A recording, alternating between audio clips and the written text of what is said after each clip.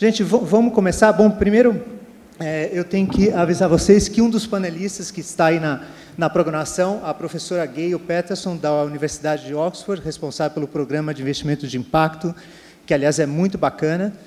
Depois, quem tiver curiosidade de entrar no site da Oxford, bota Investimento de Impact Invest no Oxford University. É uma programação muito legal, tem vários cursos. Infelizmente, ela não pôde vir. Então, eu começo apresentando e agradecendo muito a Maria Rita Espina Bueno, que resolveu aceitar o desafio de se juntar a esse grupo. A Maria Rita, ela é diretora executiva da Anjos do Brasil, que é uma organização que fomenta o investimento anjo no Brasil. Temos aqui na mesa, aqui ao meu lado, o Carlos Pereira. O Carlos é da CPFL, é o gerente de responsabilidade social, socioambiental da CPFL, uma empresa do setor elétrico. Temos de novo aqui com a gente o privilégio de ter o André Armeni. Ele é fundador e toca uma organização chamada Transform Finance, que se dedica a orientar investidores, pessoas físicas e jurídicas, de como ter uma atuação mais efetiva com seus investimentos de impacto. E, finalmente, a gente tem o prazer também de ter o Frederico Rizzo, que é da Brota. A Brota, ele é o fundador e toca a Brota, que é uma plataforma online de financiamento coletivo para empresas. Deixa eu ver a minha colinha aqui, acho que fez tudo. Bom, acho que vocês ouviram o que eu vou falar ontem, mas esse tema de investimento de impacto, ele, como todo mundo sabe aqui, ele é relativamente novo, tem cerca de 20 anos. E ele nasceu, se dá para falar que nasceu em cima de alguma ideia, essa ideia foi de que os canais tradicionais de financiamento social, até então existentes, aquela filantropia e programas de governo, eles não davam conta do tamanho do desafio social dos diversos países. Então, nasce a ideia do investimento de impacto, que é atrair capital privado para financiar o campo social e ou tornar mais efetivo, mais eficaz o gasto público em temas sociais. E o nosso painel vai falar um pouco disso, né? Quais são os instrumentos, quais são os mecanismos, mecanismos financeiros e não financeiros existentes para canalizar, fazer esse fluxo chegar de quem precisa de dinheiro, vindo de quem tem o dinheiro para investir ou quer investir no campo social. Então, a gente vai falar um pouco desses mecanismos, que são mecanismos novos ou já existentes, que foram repaginados para fazer esse dinheiro, esses recursos fluírem do bolso privado ou do bolso público para se tornarem efetivos no campo social. A gente vai falar um pouco também dos diversos tipos de mecanismos existentes para diferentes fases de vida das empresas. As empresas precisam de diferentes tipos de capital em determinadas fases da sua vida, e a gente vai explorar um pouco essa questão, com um zoom, em particular, numa questão, que é aquele momento da vida das companhias que eles desmamaram de uma incubadora ou de uma aceleradora, mas não tem a musculatura suficiente ainda para conseguir dinheiro de um fundo ou acessar um crédito bancário. Então, esse é o momento de vida das empresas onde a gente tem assistido a maior taxa de mortalidade. A gente vai tentar conversar um pouco sobre isso. Vamos falar também um pouco da forma inovadora com que alguns investidores têm olhado para o seu investimento de impacto social. E algumas das pessoas estão sendo ajudadas por especialistas nessa jornada. E a gente trouxe aqui um dos maiores especialistas nesse tema global, que é o André Armeni. Ele já falou um pouco sobre isso ontem e vai falar mais. O André toca a Transform Finance. Eu gostaria, então, de passar a palavra para o André, que vai contar para a gente o que vocês estão fazendo para inovar a forma como as pessoas estão utilizando os seus recursos para fazer os seus investimentos socioambientais. Por favor, André. Great. Good morning, everyone, and thank you, Beto. I will focus on a very small piece, perhaps, today of what we do that is hopefully the most relevant to you. The slides will be coming up? Yes. Okay, great. And I'm trying to focus this piece on the specific needs of social entrepreneurs around raising capital. How many social entrepreneurs do we have in the room this morning? Great. And how many of you would say that it's hard to raise funds from investment funds? Good, okay. So not everybody thinks it's easy, and it's not easy. And we'll do a little bit of a reality check on why that's the case. So a fund that will invest in social entrepreneurs normally needs to beat the market. It needs to be doing better than it would do with comparable investments, which often means, let's just say, generally speaking, 15% returns, right? That's what many of them will be shooting for. Now, if we want more social enterprises to get financed in the way that works best for them, we need to find some ways in which they can get to the expectations of those funds. And traditional debt and equity investment structures are not doing that very well. Very few social entrepreneurs have been able to successfully get that type of investment and do it in a way that actually help them grow rather than killing them off. So only 10 to 15% of all companies succeed, depending on how optimistic the read is that you take. And that means that when you have an investment fund investing in you, they need to look at you as if you were to succeed for all the other companies as well, right? When a fund is expecting the 8x, 10x returns, it's not necessarily because they're mean, it's because they know that 85% at least of their funds will not work. So how would that work in practice? If you need essentially to be a dragon, as they call it these days, if you need to make money for all the other entities that are going to fail within your fund. If you're going to take on that investment, you get all the money up front, and then you make periodic equal payments that at the very beginning will be higher than what your revenues can bear. And you'll see there I've been fairly optimistic about the growth of your revenues. But that will still not work if you're looking for that 15% IRR. The rate of interest that you will be paying would be way too high in most cases, and especially at the beginning, you would risk getting killed off or not be able to grow because you are busier repaying investors for the investments, for the debt investment, than you are actually growing your own company. On the flip side, you've all seen equity investments where you get the money up front. Nothing happens for a long time. If you're a successful company, generally about 6.5 to 7 years later, there is an exit, right? The investor gets the equity money back, either because you're selling your company or you're doing an IPO, which is not necessarily likely. So what happens is that you have investors that say to you, we want you to go and solve a social problem, but I will only invest in you if I can look at you as if you were Uber or Snapchat or another very big company that has this growth that can give me 10x returns, let's say, 15% internal rates of return. That's quite unlikely, unfortunately. I would like for all of you to become like Uber or Snapchat, but doing well, but yeah, it's not going to happen. So this creates two related problems. One is that social businesses don't get funded even though they are viable businesses, right? You could have a great, sustainable, cash-making business.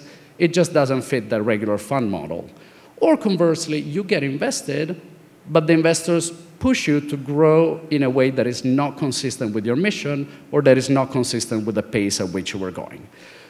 So we've been working at Transform Finance and with a group of other investors on what we call structured exits, right? How can we get money back to the investors in a way that motivates them to invest in you without harming your company? And I'm going to give you 3 very quick examples of this. The idea is to just give you a very quick primer. We normally do this over 6 months. I'm doing it in 9 minutes.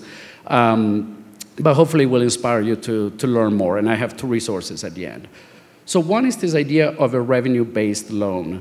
In a normal loan, you make your repayments on a fixed schedule at a fixed amount, regardless of how much revenue you have. Particularly if you are, say, in the agricultural business, where you have periods of high revenue, low revenue, it doesn't matter. You still have to pay back your investors every month or every quarter, and that doesn't work. With a revenue-based loan, the investors get a percentage of your revenue. So they actually follow the curve of your company until they achieve that multiple. So they might say, we give you 1 million today, we want 2 million back within 5 years, and we'll take a certain percentage of your revenue until we have gotten to that point. If you get there faster than 4 years, 5 years, great. We're done, we're out, you still own your entire company. And that is structured as a loan, and for tax reasons, you can figure out why it would be done as a loan. Or they could do it as a forced redemption, right? They invested you, they get equity, but you as the company, over time, buy back shares from them using, again, a percentage of your revenue. So they say, we buy shares in you. Every quarter, you buy back a certain amount of our shares at 50% of your revenue until we've gotten to 3 times our investment. And the third one, that has become the more common one, perhaps, is the preferred equity or the demand dividend. So again, out of your revenue, not as a fixed number, you have a percentage distribution of the profits back to those investors until you get to a capped multiple of their initial investment. That is to say, there is a point at which the investor is out no matter what. In the case of Uncommon Cacao, one of the more successful ones, it was, I think it was 30% of the cash flow that was being distributed as dividends until the investors got back 2 times their money. They were out, the company has grown, and they can get a new, clean capitalization table, new set of investors coming in. So if you're still curious after this very, very brief overview of this pieces, I recommend that you go to a new page called impactterms.org. That's a project from Bruce Campbell, Diana Proper de Callejon, that is trying to take all of these different structures that are not straight debt, not straight equity, and put them together so that you can sort of pick and choose whichever terms would work for you on a term sheet and come up with a structure that actually fits your business and not just what a traditional investor would be looking for. And transformfinance.org is our page where you'll also find some more information on this. Grazie, Andrea. Gente, muito bacana.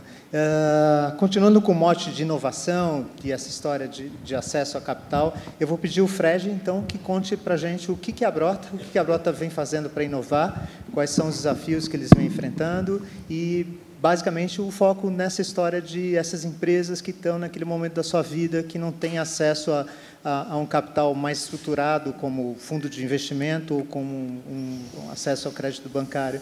Como é que a Brota entra nessa história? Obrigado, Beto. Bom dia a todos. É um prazer participar desse encontro, nessa mesa. Eu tinha um PowerPoint, deu um problema aqui hoje cedo, então eu vou improvisar.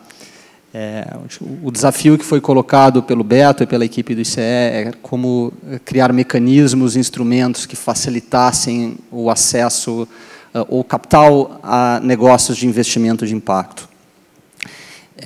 O que nós viemos fazendo no Brota, que é uma plataforma para startups, sejam elas com, sem fins lucrativos, de alguma forma, tentando resolver muitas das ineficiências que existem num estágio específico de desenvolvimento de negócios e de capital, que é o capital semente. Então, meu objetivo aqui hoje era conseguir trazer para vocês um pouco da nossa abordagem, das nossas reflexões, de como tornar a alocação de capital semente mais eficiente para esses negócios. O que a gente fez nesses últimos 1 ano e 10 meses no Brota, nós conseguimos mobilizar um pouco mais de 9 milhões de reais para 35 empresas, uma boa parte delas com um propósito social bem forte, não todas. De fato, fazer investimento através de uma plataforma, num mecanismo que muitos entendem como um crowdfunding, nós percebemos que atrai esse elemento da paixão, esse engajamento com os negócios, além da perspectiva puramente financeira. E a gente fez isso, então, com investidores que buscavam tanto maior retorno ou, muitas vezes, mais impacto social. Nós temos casos que foram apresentados aqui do Hub, Vivenda, que eu diria e percebo que tem um interesse muito grande em participar dessas comunidades, então talvez o impacto social esteja mais presente e a escalabilidade desses negócios às vezes seja mais difícil, ou negócios que se encaixam, como o Andrea falou, numa perspectiva de escalabilidade muito grande. Nós temos lá um caso de educação, a plataforma de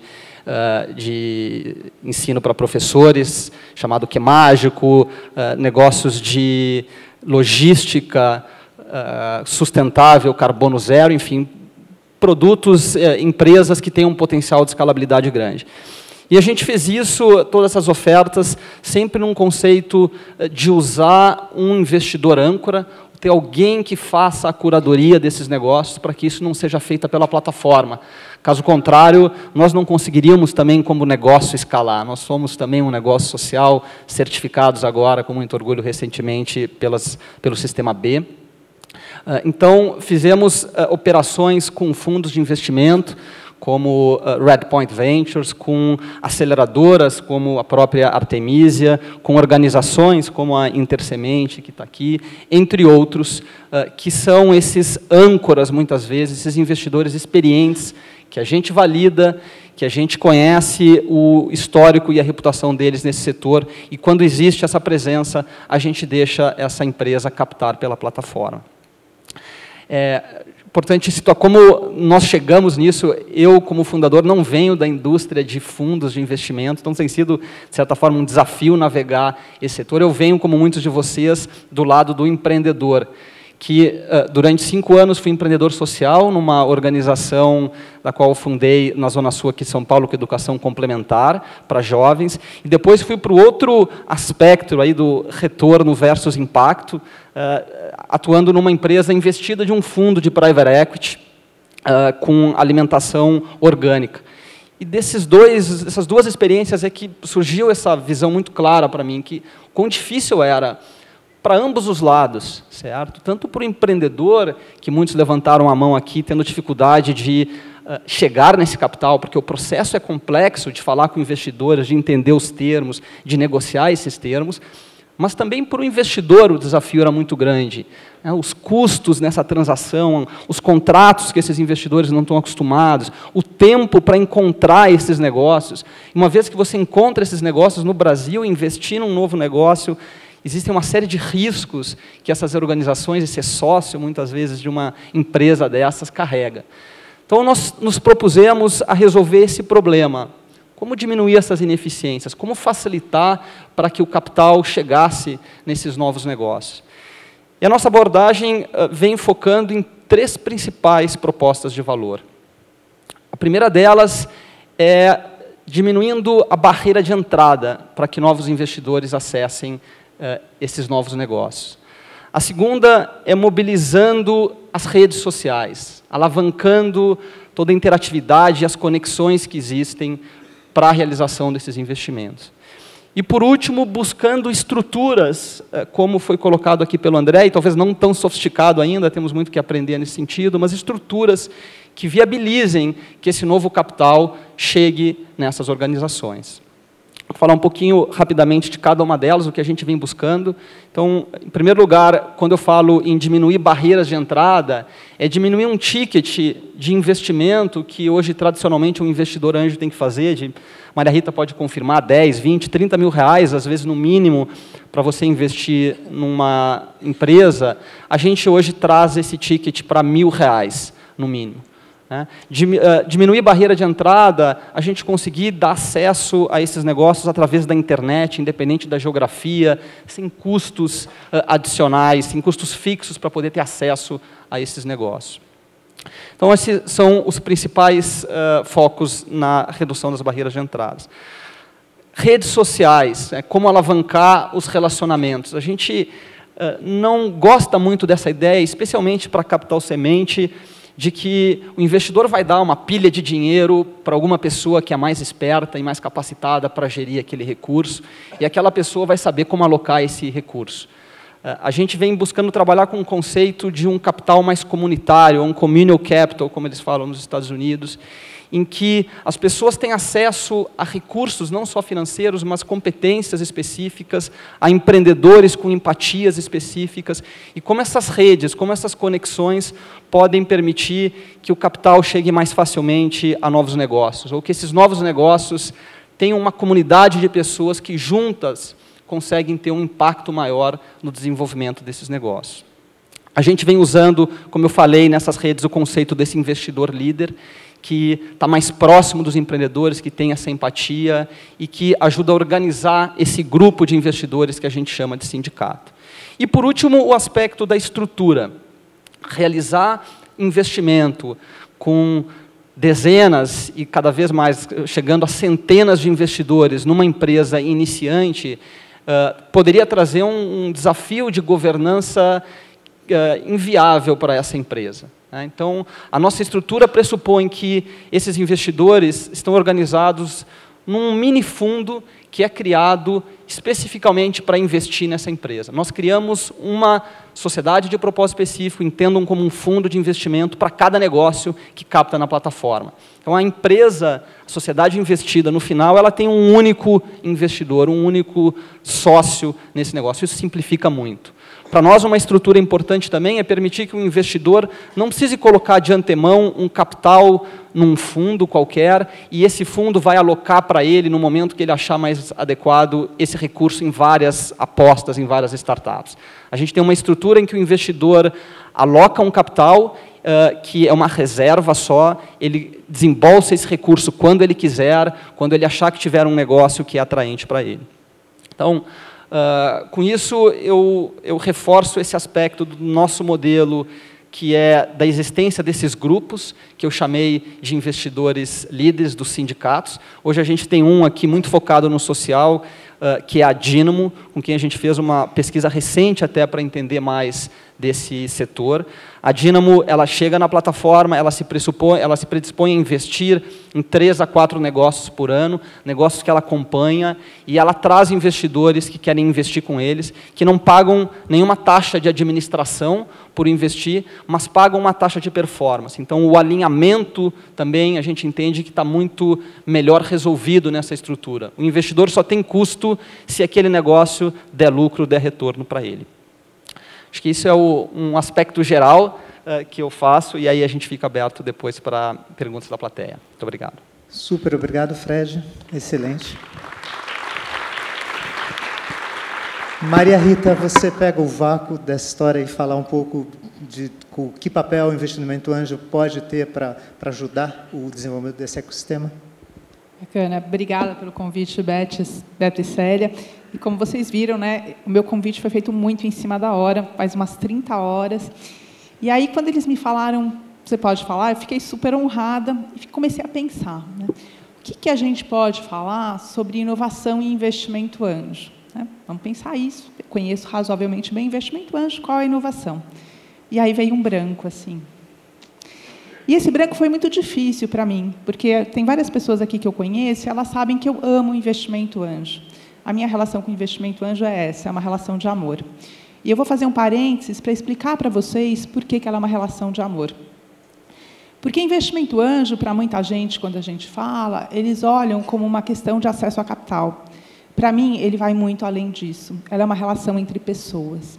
Então, a gente está conectando, através dessa forma de acesso a capital, uma pessoas, homens e mulheres, poucas mulheres ainda, mas a gente chega nisso no final, que tiveram algum tipo de sucesso, que tiveram uma formação bacana, que conseguiram construir uma empresa significativa, que fizeram uma carreira corporativa que permite que essas pessoas tenham essas duas coisas que compõem o investimento anjo: capital e valor agregado, essas competências extras que o Fred acabou de falar.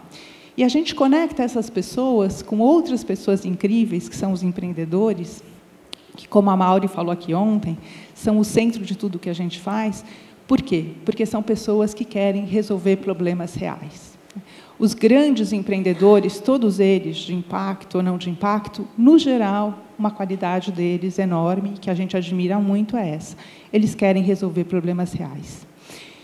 E investimento anjo, hoje, é uma coisa que tem crescido muito, né? A gente falando nos Estados Unidos, por exemplo, e ainda todos os números, mesmo os de lá, às vezes são meio complicados, porque é um investimento de capital próprio, eles são impressionantes.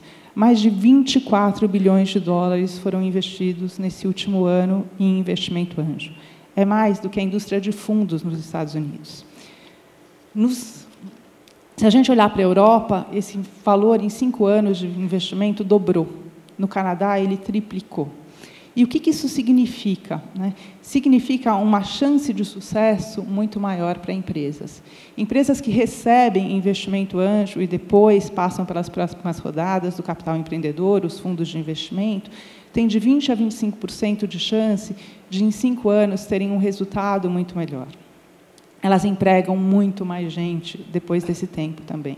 Elas têm 75% mais chance de ter um volume de pessoas trabalhando para essas empresas muito maior. então ele é muito significativo. E aí eu fecho meu parênteses e digo que é por isso que eu adoro, por isso que eu amo muito o investimento anjo. E aí a gente volta para a nossa pergunta inicial, então, né? Como que investimento anjo a gente pode pensar em ser uma coisa inovadora? E a primeira coisa que eu pensei foi falar, tá, as pessoas acham que isso existe há muito tempo, mas não é tanto assim, né? Investimento anjo começou nos Estados Unidos há uns 70 anos, é verdade, mas ele tem crescido muito nos últimos 20 anos. E eu mesma fiquei surpresa quando eu comecei a conversar com os primeiros grupos americanos de investidores anjos, e a grande maioria deles se fortaleceu e cresceu a partir dos anos 2000. É razoavelmente recente. Mas será que isso é suficiente para a gente falar que isso é inovação? Eu acho que não. Eu não sou nenhuma especialista em inovação, é um conceito super complicado, né? Mas só inovação, dizer que está trazendo para o Brasil agora, que é uma coisa ainda mais recente no Brasil, né? Existem, claro, alguns casos que são super interessantes de investimento anjo no Brasil, que vem há muito tempo, mas não têm sido feitos de maneira significativa, de maneira recorrente. Isso é recente, tem uns 5 anos. A maioria dos grupos de investidores anjos, como a gente é, né, a gente é um pouco mais do que só um grupo de investidores anjos, a gente é uma entidade de fomento ao investimento anjo, mas eles existem há 5 anos, o pessoal de Harvard, por aí, Gavia Angels existe há um pouco mais de tempo, mas tudo isso ainda é muito novo. Mas eu acho que só isso não seria suficiente para a gente tratar aqui desse tema de inovação. E aí, refletindo um pouco mais, eu pensei em 2 aspectos que, se não forem inovação, no mínimo são uma novidade, e aí não só para o Brasil, mas para o mundo, que a gente olhar desse tema que a gente está falando aqui nesse fórum, né, que é investimento anjo em negócios de impacto social. E a segunda coisa que eu vi também, que é pelo menos uma novidade no mundo, é a participação de mulheres como investidoras e como empreendedoras de alto potencial de crescimento. Vamos começar pela primeira parte, falando da questão de negócios de impacto. Eu não consegui achar os números, talvez o André tenha e possa me compartilhar depois, ou algum de vocês, de qual é o percentual de investidores anjos que investem em negócios de impacto no mundo. No Brasil, eu sei que ele é bem pequeno. Mas eu acredito que isso tem um potencial gigantesco, em especial para o nosso país. E por que isso? Quem já me ouviu falar, certamente já me ouviu falar que não existe um investidor anjo que eu conheça que invista só olhando o retorno financeiro. E, como eu tenho dito ultimamente, vamos combinar, né, com a taxa Selic de 14% ao ano. Se você olhar só para o retorno financeiro, vai para o Tesouro Direto, amigo, não investe como anjo, porque é muito complicado a gente poder dizer isso num país que está vivendo a crise que o nosso país está vivendo. Mas, ainda assim, eu tenho um número que é surpreendente. O número de investidores anjos está crescendo absurdamente.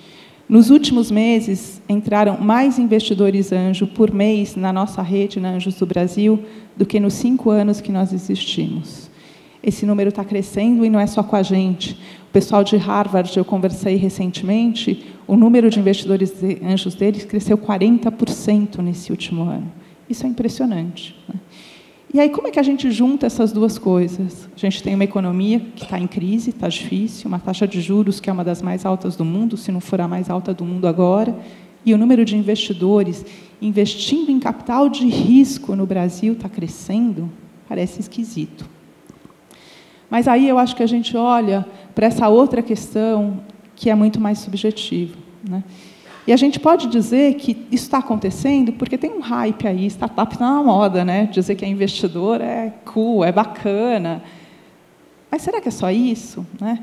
A gente pode dizer que muitos deles vêm do mercado financeiro e sabem fazer a conta, que com a inflação alta, mesmo essa taxa de juros, a gente pode ter um retorno financeiro que seja maior.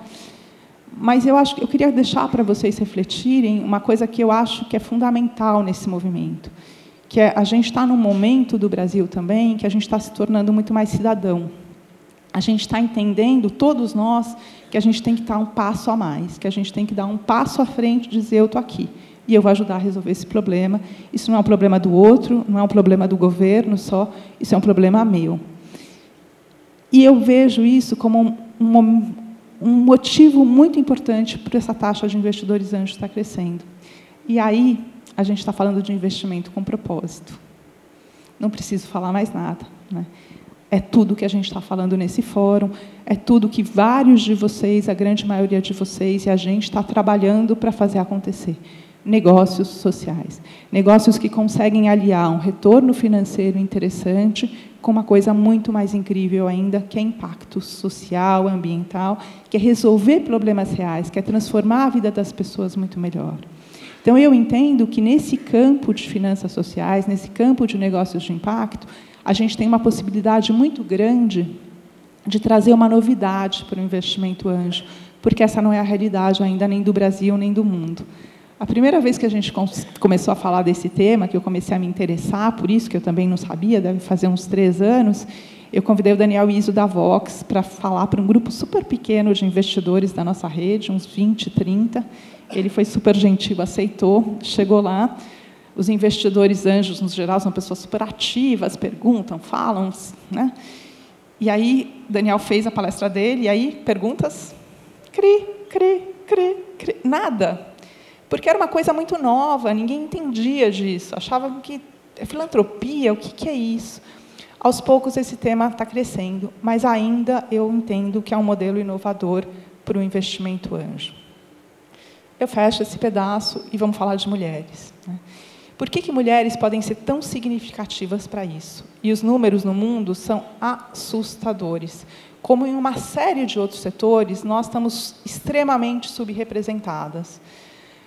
Na Inglaterra, até pouco tempo atrás, 5%, e a Inglaterra tem muito investidor anjo, para quem não sabe, 5% dos investidores eram mulheres. Nos Estados Unidos, que é o berço disso, que tem esse volume absurdo de dinheiro investido por anjos, até uns 4, 5 anos atrás, eram 11%. Hoje está chegando em 20%. E o que as mulheres têm para agregar para isso, né? A gente tem um ponto de vista diferente. A gente não é nem melhor nem pior que um homem. A gente só é diferente. A gente olha de outro ponto de vista. A gente tem uma maneira de resolver problemas que é um pouco diferente. A gente tem um ritmo, às vezes, de esperar que as coisas aconteçam, que é outro. A gente tem uma sensibilidade nesse contato pessoal, nessa relação entre pessoas, que é o que é investimento anjo, pelo menos para mim, no fim do dia, que ela agrega muito valor. E outra coisa que eu tenho visto muito é que diversidade agrega valor. E esses dados não são só meus, né? Tem muita gente que olha para mim e fala, você é uma idealista, né? Você acha que investimento anjo é relação entre pessoas, que diversidade agrega valor. E é verdade, eu sou uma idealista, eu acredito nisso. Mas tem uma série de números que mostram isso. Para quem já foi ao Vale do Silício, já viu palestras sobre esse ambiente, que é o mais inovador do mundo, qual é uma das coisas que eles sempre dizem que é muito interessante ali? Startups são fundadas por gente do mundo inteiro. Ainda são homens do mundo inteiro, mas é por gente do mundo inteiro. Então, um indiano que se junta com um americano, que se junta com um cara da América Latina e conseguem entender uma solução diferente. Israel, que é o 2º lugar mais investidor do mundo, é a mesma coisa. Quando eles explicam lá os motivos que fizeram de Israel Startup Nation, eles vão dizer, a gente tem gente do mundo inteiro aqui. Eles vão falar outras coisas também, de roots, pai, tudo isso, mas eles vão colocar isso. Então, são dados que suportam essa visão, e, a partir daí, eu acho que eu consigo finalizar e dizer que, apesar de eu ter me sentido muito incomodada no começo, porque eu não tinha nenhuma resposta para essa pergunta, agora, no final de toda essa reflexão, dessas quase 30 horas de reflexão, eu acho que a gente tem uma coisa assim para poder dizer que é ou uma inovação ou é uma novidade, mas que tem uma possibilidade de ser disruptiva para o Brasil.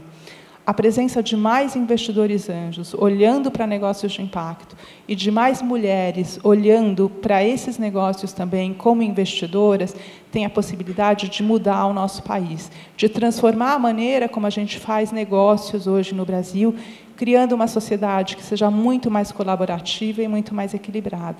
Então, eu tenho uma visão muito otimista para isso, que eu queria compartilhar com vocês, e eu quero terminar fazendo um convite para cada um de vocês que está aqui. Às vezes, isso tudo parece muito distante, né?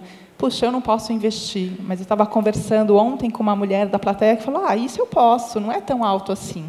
E se ainda R$20 mil for muito, vai para o Brota, que dá para investir com muito menos, mas participe disso, não fique parado, mas ajuda a gente a construir um futuro que seja disruptivo. É isso.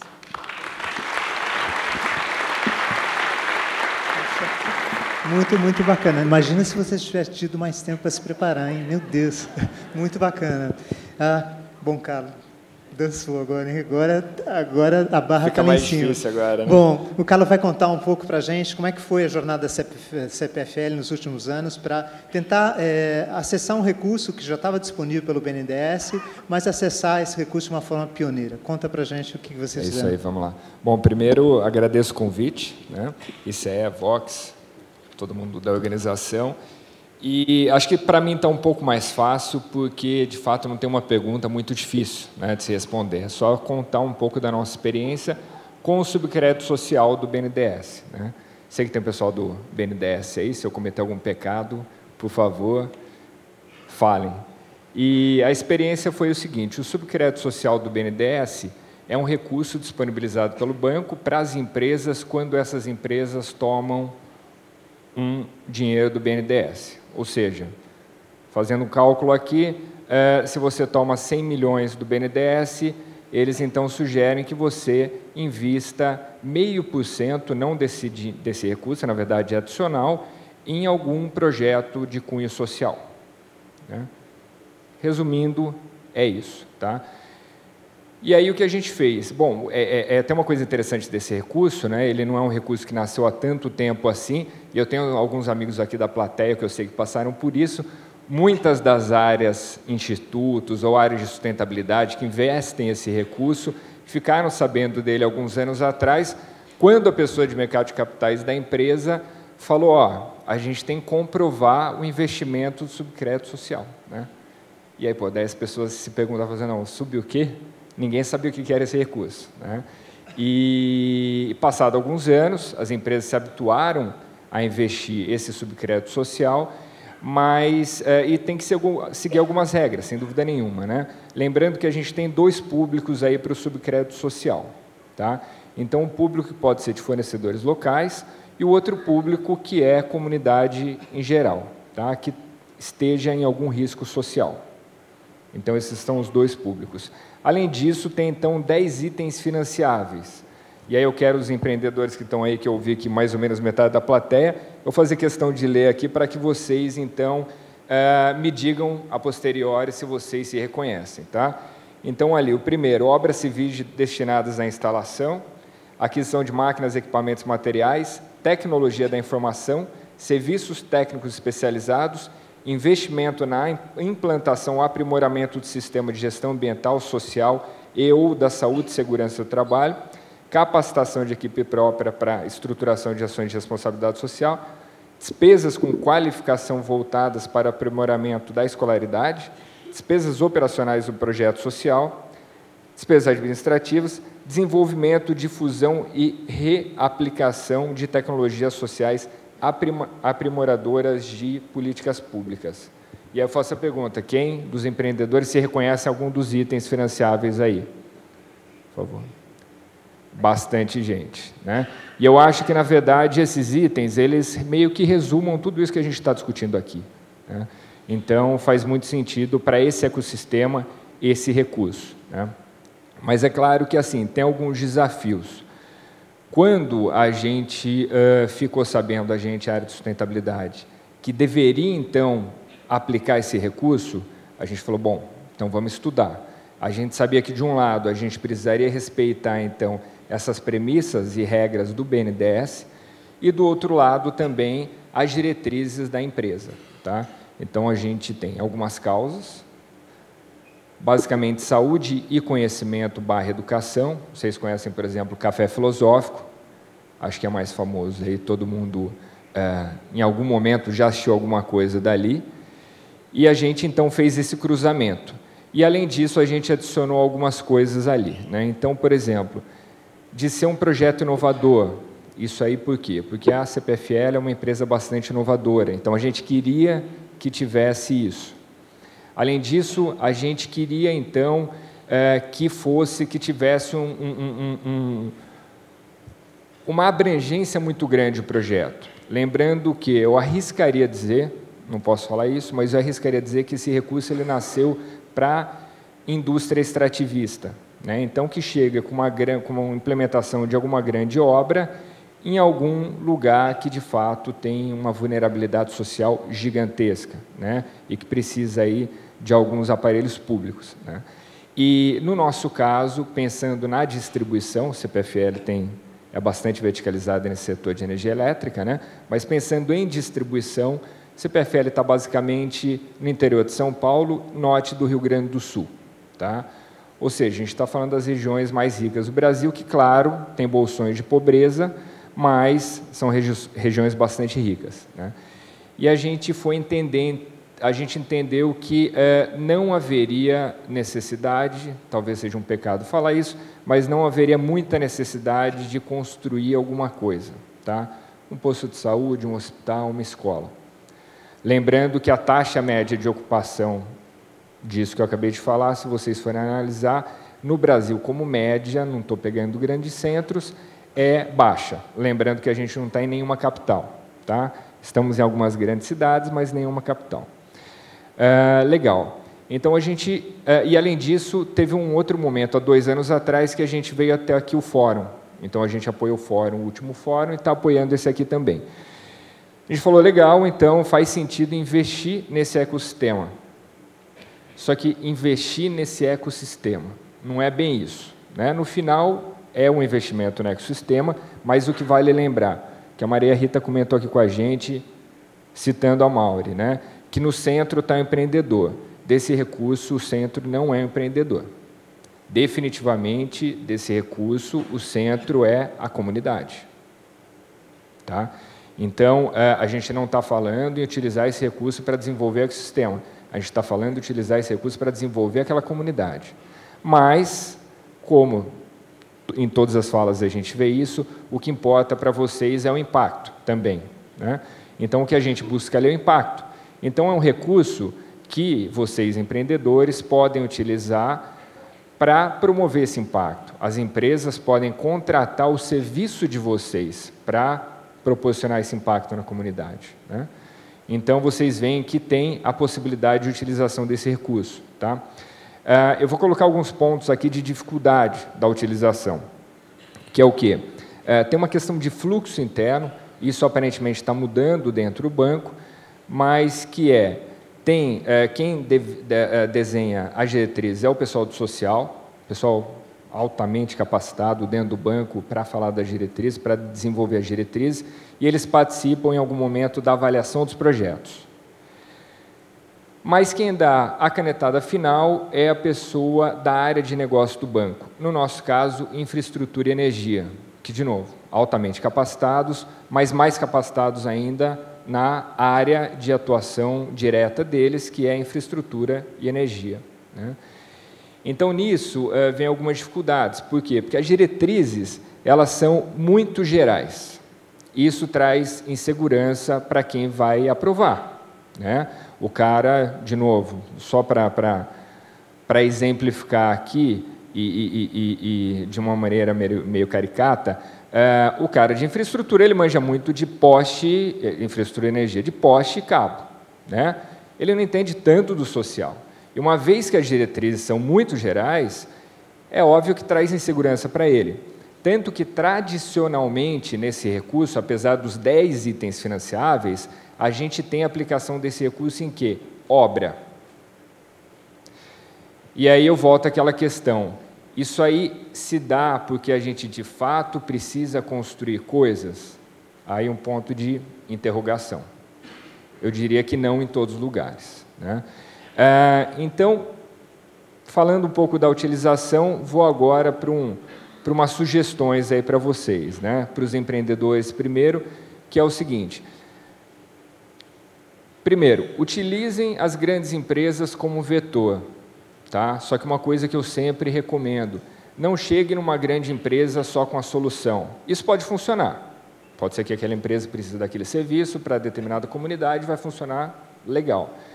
Mas o que eu sugiro, leve o projeto, leve a solução e leve o dinheiro. Não, peraí, como assim levar o dinheiro? Levar o dinheiro no sentido de que muitas das empresas elas não têm conhecimento de determinadas linhas de recurso que elas podem lançar a mão. Então, por isso que eu digo, vocês podem chegar já com a solução e com o recurso. Eu poderia citar alguns casos aqui onde isso aconteceu, né? Uma vez que a gente conseguiu aprovar alguns projetos, sendo eles, então, Geek, que vocês conhecem, Tambor, que acho que vocês conhecem, 2 plataformas de ensino adaptativo, e To Life, que é, então, para triagem de urgência e emergência, em hospitais, enfim, em saúde pública.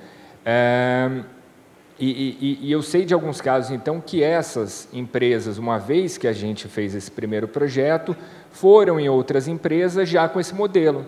Falou, eu tenho essa solução e vocês podem acessar esse recurso. Já chegaram com a solução e o recurso, né? Então, a primeira sugestão é essa, e não só subcrédito social. Eu acho que tem várias linhas de recurso aí que as empresas podem acionar, que vocês podem provocar as empresas. Recurso esse oneroso ou não oneroso a fundo perdido, né? Então, utilizem as empresas como vetor. A outra sugestão que eu queria dar aqui, na verdade, aí já para o ecossistema como um todo, e incluindo também BNDES, é de que eu acho que a gente tem que sim discutir um pouco mais o subcrédito social, né? E eu acho que com todo mundo. Eu acho que não só o banco lá dentro, mas o banco chamando todo mundo para discutir, para rever talvez as linhas de atuação, ou talvez não rever as linhas e não rever os itens financiáveis, mas ir um pouco mais a fundo nesses itens.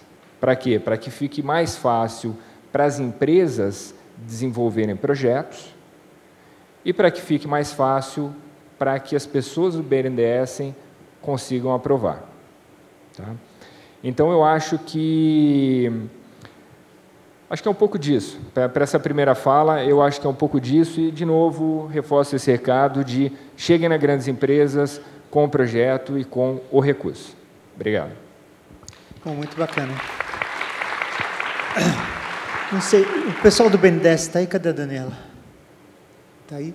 Eu não sei se eu vou falar uma batatada aqui, mas o volume de dinheiro é um volume muito significativo. São 200 a 300 milhões de reais ano que as empresas têm para a utilização do subcrédito social. É um volume muito relevante, é mais ou menos, grosso modo, o tamanho hoje da indústria de fundos de investimento de impacto no Brasil. Então, não é um dinheiro muito relevante e é uma oportunidade muito interessante. Bom, gente, a gente encerra essa parte da conversa. Antes de passar para vocês, já vão pensando nas perguntas, né, que vocês vão fazer. Vocês vão ter uns 10, 15 minutos para perguntar para o pessoal aqui. Mas, antes disso, eu queria pedir a cada um de vocês direcionasse uma pergunta para um. Não vale fazer aquela pergunta, levantar a bola para outro cortar, dá uma cutucada. Não tem tréplica, não tem réplica, então vamos se ater à pergunta. E tudo bem? Podemos fazer? Maria Rita, começa? Eu começo, minha pergunta é para a Andrea. Eu já tinha uma antes, mas eu vou fazer duas. Você vai ter que responder rápido. A minha primeira pergunta é um pouco egoísta, mas serve para os empreendedores que podem ajudar a gente a achar... Do you want me to do this in English? Funciona? Não, it's okay. Okay. Então, eu tinha uma pergunta antes para o André, agora eu tenho duas. Você vai ter que responder rápido, é um desafio. E a minha primeira pergunta é um pouco egoísta, ela serve muito para mim, mas serve para os empreendedores que estão aqui também, que tem que ajudar a gente a trazer mais investidores para esse mundo de impacto. Eu queria uma ou duas dicas quando a gente conversa de pessoas de alta renda para trazer elas para esse campo de investimento em negócios sociais. E a minha segunda pergunta tem a ver com a tua apresentação. Você colocou um retorno para investidores de 2 vezes, de 3 vezes, num prazo de uns 4 anos. Você acha que isso é suficiente para o Brasil, para estimular esses investidores no Brasil com as taxas de juros que a gente tem hoje?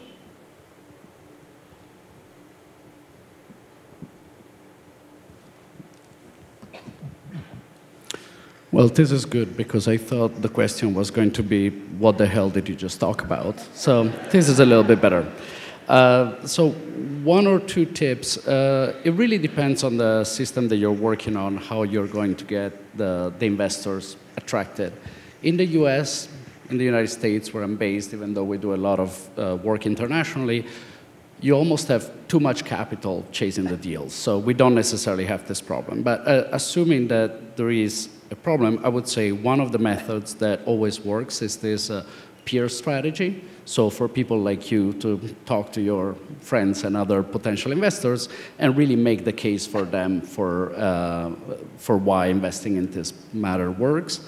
And the second would be to lift up the things that have worked. So I think especially angel investing in the impact space has been around long enough that we have some very good proofs that you don't necessarily have to concede on the financial returns in order to have that impact. As many people heard yesterday, I'm totally fine with conceding on the returns to have actual social impact. But you can always find stories for everything. And I think that storytelling is getting a lot better.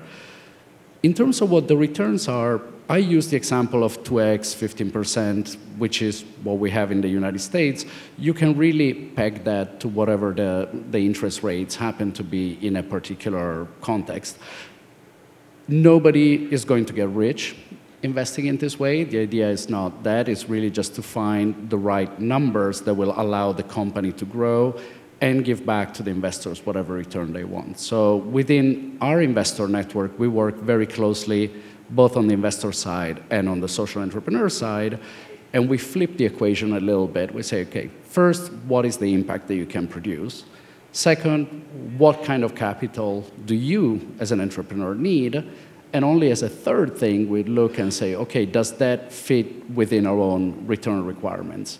And we work with people that have just a capital preservation strategy. They say, so long as I get my money back, on average, I'm totally fine. Others, pension funds, need 6.75% per year returns. So I think there is a wide range, and you can find people that are very committed to your cause that will be willing to invest even at 2x over 4 years. And I hope that's the case in Brazil, too. André, escolhe sua vítima.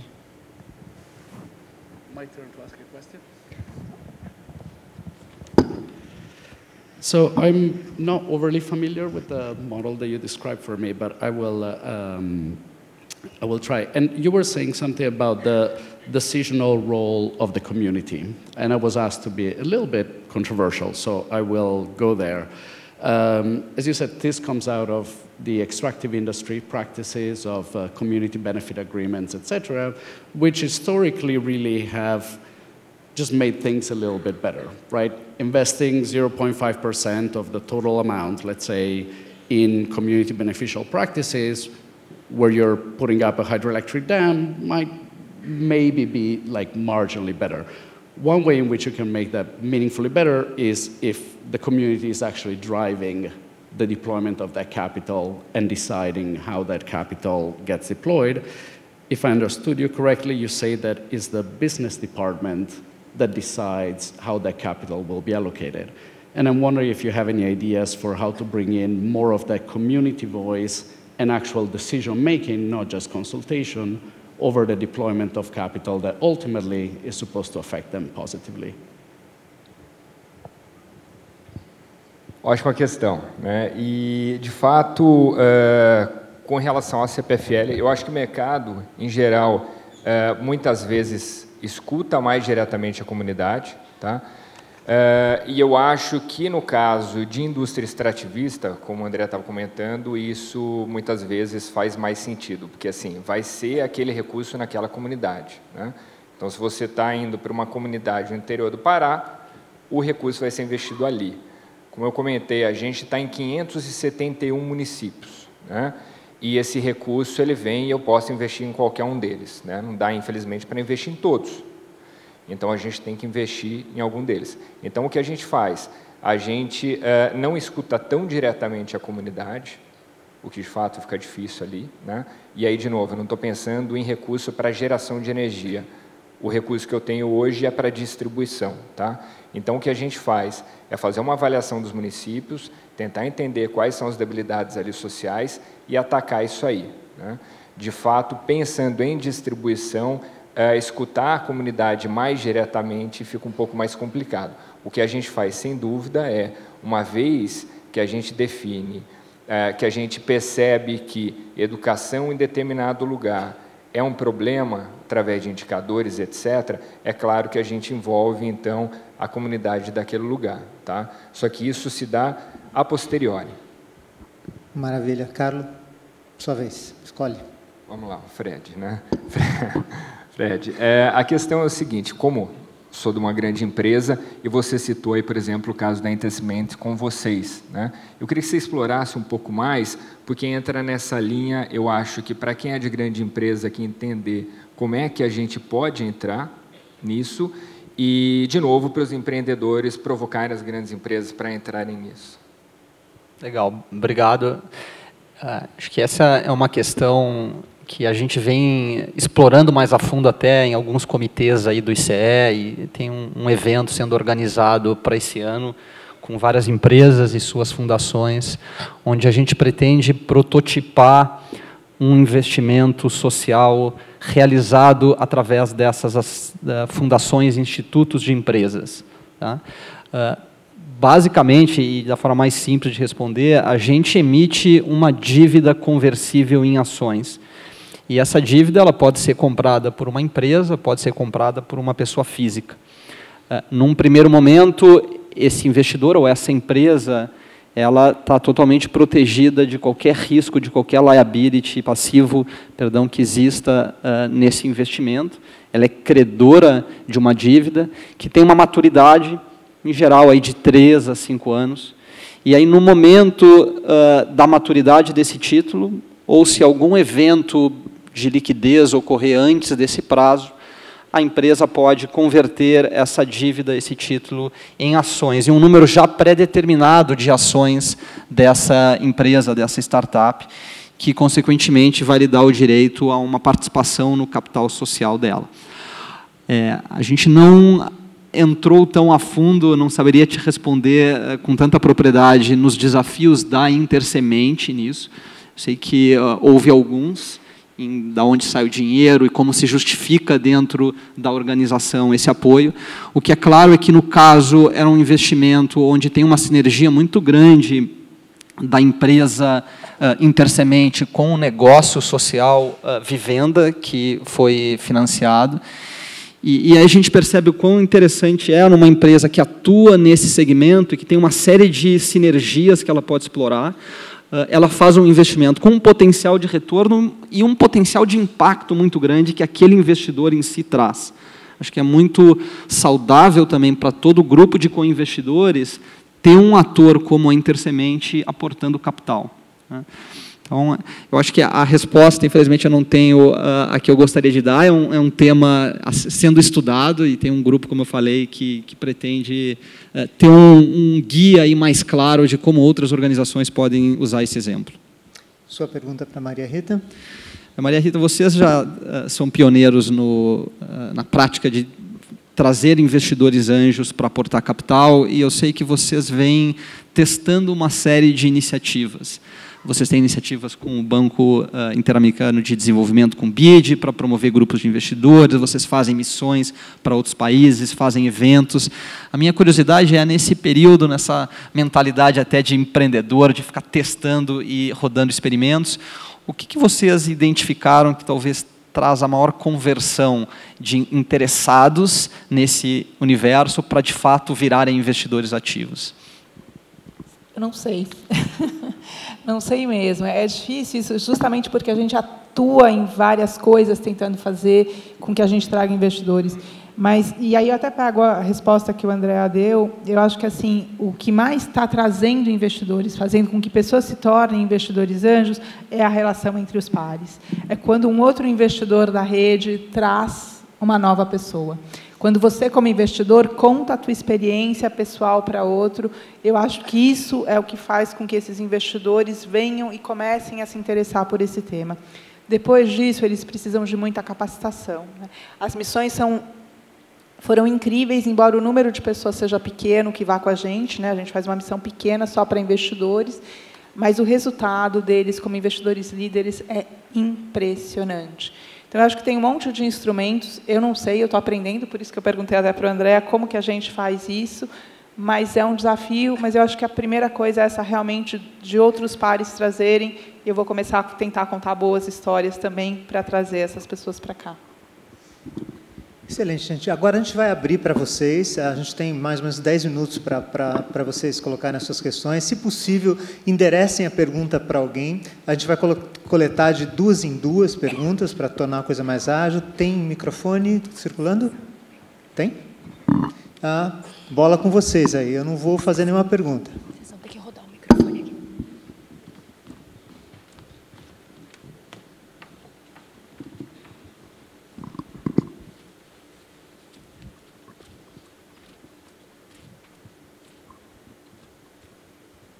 Oi.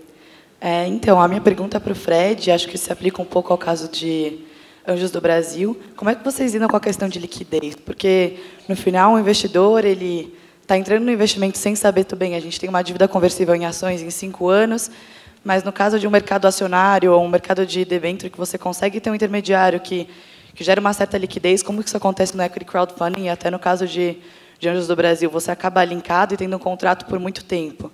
Vocês têm alguma iniciativa nesse sentido, de tentar mudar esse mercado e tornar uma coisa mais ativa? Obrigada. Mais uma pergunta? Bom dia. Eu sou Geraldo Campos. Eu sou um dos membros da Agência de Inovação e Empreendedorismo da Unisul, que é a Universidade do Sul de Santa Catarina, e sou um dos professores do programa Academia do ICE. E eu gostaria de perguntar para vocês como que vocês enxergam o papel das universidades, não entendendo a universidade apenas como ensino, pesquisa e extensão, mas compreendendo também a perspectiva de que hoje uma universidade possui parques tecnológicos, incubadoras, aceleradoras, e como que as universidades podem ser partícipes desse processo de formatos inovadores e captação de recursos. Obrigado. Quem que gostaria de responder essa pergunta? O Fred e Maria Rita vão responder a primeira, Andréa, o Carlos respondem sobre universidades. Andréa? Ok, falando um pouco de liquidez, então, acho que, de forma geral, é a natureza desses negócios serem bastante ilíquidos. E parte disso é porque a maioria das empresas também não tem interesse em deixar esses ativos, esses valores mobiliários, vamos chamar assim, totalmente disponíveis no mercado para que as pessoas fiquem tradando títulos de startups. São organizações muito sensíveis, com uma simetria de informação muito grande, então é difícil também negociar esses papéis. Todos os contratos que a gente emite, por exemplo, tem uma cláusula em que a empresa tem o direito de compra antes de qualquer outro investidor. E a maioria delas tem exercido esse direito se há um interesse de venda. Isso posto, já aconteceram na plataforma alguns eventos de liquidez de secundárias, né, em casos em que o investidor tem um título e vende para outro. Todas elas com um ganho significativo para as partes que negociaram. Acho que o fato da gente quebrar esses investimentos em tickets muito pequenos também simplifica isso. As empresas têm conseguido oferecer um retorno aí acima de 50% ao ano, em geral, nesses ativos negociados. E eu acho que esse é o caminho. O que a gente tem percebido aqui é uma oportunidade de dar liquidez, muitas vezes, em modelos semelhantes ao do Andréa. De perto da maturidade, começa a acontecer alguns casos, a empresa já tem caixa, já conseguiu se alavancar, e ela faz uma oferta para esses investidores a uma taxa que é atraente, os investidores topam. Ainda é muito cedo para a gente ver mais casos, tem 1 ano e 10 meses, como eu falei, mas é um desafio difícil para o setor como um todo. Acho que esses novos mecanismos talvez sejam a saída para isso. Maria Rita, se... Só vou acrescentar uma coisa e um desafio para nós todos, né? Assim, nos negócios que não são negócios de impacto, saída no Brasil é M&A. E tem muito M&A acontecendo. A gente acha que não tem, porque a gente é brasileiro, a gente não gosta de falar, é um horror, precisamos mudar isso. Mas, quando a gente pensa em finanças sociais e negócios de impacto social, eu não sei, né? Porque esse é o caminho. Eu acho que isso é um desafio, se a gente quiser trazer mais dinheiro de investimento anjo e de fundos, a gente vai ter que achar uma solução para isso, ver se esse caminho que a gente tem trilhado é suficiente ou se não é. Eu acho que a gente tem que pensar isso juntos. Eu não tenho uma resposta pronta.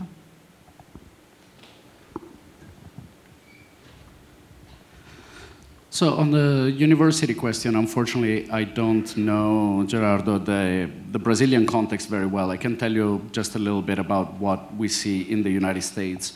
If you look at the assets that universities have, are a captive audience, eager students, they're there normally for quite a while, and they want to do something really exciting. And I must say, this is probably some of the most exciting stuff that you can start doing while you're still in school. Ways that we've seen it work relatively well are where universities set up their own seed fund and their own entrepreneurship competitions. I don't know if that's something that's already happening here. You don't really need a tremendous amount of money to start some of this projects. So in the United States, the universities have their own internal funding. They can do it out of their endowment if they want to do it at a bigger scale, or they can do it out of a separate small pot of money dedicated to this. If you think of it even as an educational experience within the MBA, for $50,000, yeah, you can put a bunch of kids to work and do something that will really enrich their experience, even if their company flops. And we have seen in some cases, they do it at Columbia University fairly well, where they actually get a pot of money to manage as a fund to make small investments like the ones that Fred was talking about. And I would say similarly in that angel investor community group, the alumni of the universities can play a great role in just putting up a little bit of money instead of just giving it to the university, assuming that Brazilians give money back to their universities. Maybe that's a topic for the next time. Just dedicate a little bit of money to doing a small fund or a small entrepreneurship fund that the students could play with. The flip side of that, I would recommend for universities to keep what they do open source. A lot of times universities have seen this as a cash cow. Stanford Universities is one of those. Berkeley, they've made a ridiculous amount of money off the research that came out of their departments, which could be good. If you're serious about the social piece, probably the university should try to keep as much of that as open source as possible. Perguntas? Mais duas? Bom dia, eu sou do Instituto Federal de Educação, Ciência e Tecnologia do Rio Grande do Norte. Eu fiquei muito feliz aqui, meu nome é Marcos, sou economista. Eu fiquei muito feliz aqui com a fala do Carlos Pereira, da CPFL. Eu tive a oportunidade de conhecer lá no Rio Grande do Norte a experiência que eles tiveram com a CAPORD, uma associação de deficientes. Eles têm limitações, a líder, digamos, da associação, ela é cadeirante, né? Mas eu vi de perto, eles produzem sabão, vassouras de material reciclável, o sabão a partir da coleta de óleo em restaurantes, e esse projeto é apoiado pelo professor Olavo, lá do campus de João Câmara. Então, a gente viu que, apesar das limitações que eles tinham, e que eles viam também nas pessoas na cidade, né, por exemplo, as famílias elas têm preconceito contra o próprio indivíduo da família que tem o problema. Então, essas pessoas elas não têm acesso. As famílias preferem que eles fiquem recebendo um benefício ao invés de trabalharem. E o que eu acho que revolucionou o dinheiro que a CPFL colocou lá, em torno de R$100 mil para investimento, motivou-os a romper essa barreira, de trazer essas pessoas para trabalharem. Então, eu acho muito importante esse caso de vocês. E a pergunta, e acho que é mais um depoimento aqui, é como a gente poderia atrair novas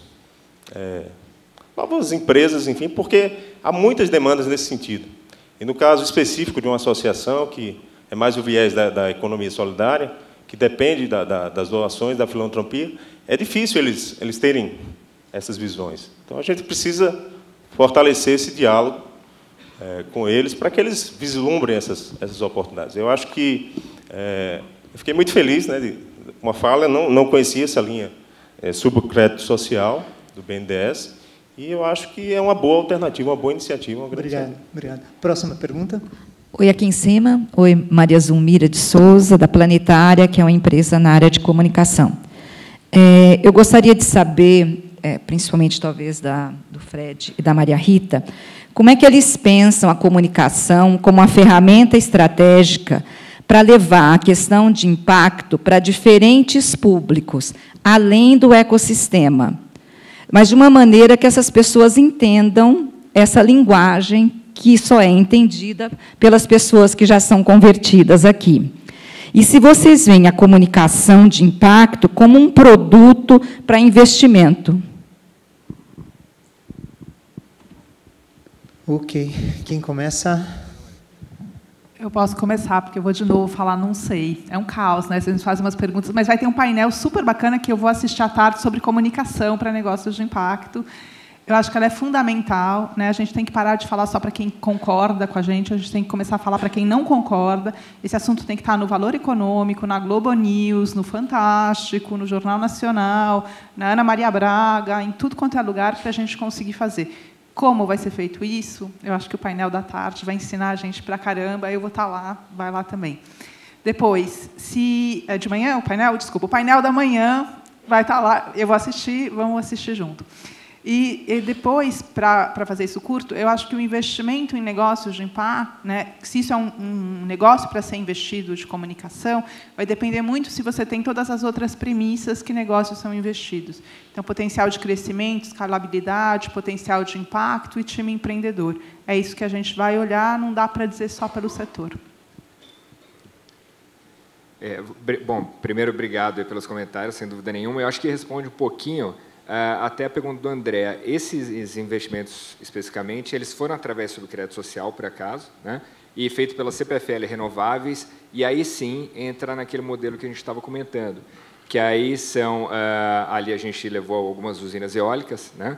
E aí é um investimento que você está entrando numa comunidade pequena e carente, bastante carente, né? E nesse caso, os investimentos eles foram sim decididos por um conselho comunitário, né? Então, a CPFL Renováveis definiu algumas linhas e a comunidade ajudou a selecionar, então, os investimentos, né? E a questão de atrair outras empresas, eu acho que é meio que a sociedade civil mesmo entendendo, primeiro, se tem outras grandes empresas que estão ali, né? E mesmo essa grande empresa que está ali, sob crédito social, não é nem de longe a única linha que tem, né? E tem todos os recursos incentivados que podem apoiar aquele município. Então, eu acho que tem que... eu sei que, geralmente, a sociedade civil, em determinadas localidades, talvez não tenha conhecimento desse tipo de recurso, né? Mas, assim, uma maneira, sem dúvida nenhuma, é entender quais são os recursos possíveis que as empresas podem aplicar e cutucar essas empresas. Gente, infelizmente o tempo está acabando. Pessoal, eles vão ficar aqui, acho que todos o dia inteiro, grudem neles, perguntem, acessem o site do Brota, do Anjos do Brasil, do Transform Finance, da CPFL para saber mais. Os últimos segundos, cada um tem poucos segundos para deixar uma provocação, um grito, alguma coisa que vocês queiram deixar para a plateia nesses últimos segundos aqui. Quem começa? Vamos fazer. Fred. A provocação, acho que é conseguir, tanto para os empreendedores como para os investidores, entender qual é a expectativa, o que oferecer para esse investidor, né, como melhor estruturar. A gente, no Brota, vê muito capital sendo colocado em negócios sociais, capital que muitas vezes poderiam ser doados para negócios sociais. Isso gera, algumas vezes, até vamos chamar, uma certa preguiça do empreendedor. Por que eu vou oferecer taxas mais atraentes se eu consigo captar tão facilmente esse recurso com o crowd, né, com a multidão? Então, a provocação, acho que para todo o setor, é como é que a gente qualifica melhor esses negócios, como é que a gente estrutura melhor operações para que elas, de fato, sejam sustentáveis, de fato, sejam escaláveis. Acho que seria por aí. Obrigado. Acho que a minha provocação é uma provocação e é um convite, né, para que a gente consiga conversar entre a gente e construir algo junto. Acho que o ICE está fazendo um trabalho incrível, né, na força-tarefa, junto com o Cital, e a gente tem que sentar e conversar juntos. O dia a dia da gente é super corrido, né? Eu sou uma ONG também, e eu sei disso, a gente tem pouca gente, pouco recurso, mas se a gente não sentar, não construir junto e não achar resposta para todas essas questões, né, a gente não vai conseguir o resultado que a gente quer. Well, for me, I would say part of the advantage of the field being relatively new is that it can still be designed, and it can be designed by you. everything new is old, everything old is new. A lot of the structures that we've talked about have existed before in different contexts. It's just a matter of picking them up and rebuilding them in a way that works for you. And I would say both on the entrepreneur and on the investor side, don't be shy about coming up with something that might seem completely crazy. I dealt with an investor recently that wanted to get negative returns. They said, yeah, I would be happy if I get back 50% of my money. Can we structure a fund in that way? I was like, okay, that's new, probably the first and the last, but let's talk about it. Or we have some entrepreneurs that have said, yes, I would like this type of investment, and I want a grant to supplement my capacity to actually use that investment. Can you do that? And an investor said, yes, actually, I can do that. So figure out what you need, not what the investor needs, and go for it, and it might just work.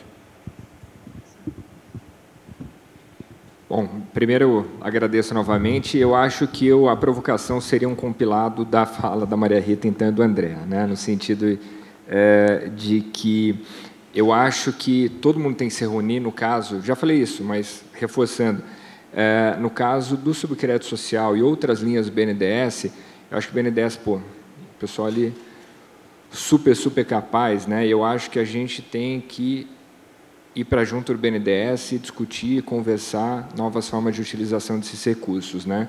E o outro ponto aqui do André, essa coisa de que, pô, a gente tem que pensar bastante fora da caixa, né? E pensar fora da caixa não é só especificamente na solução que vocês estão provendo, mas sim também na captação. Maravilha, gente. Obrigado para quem ouviu, para quem falou. Obrigado a vocês.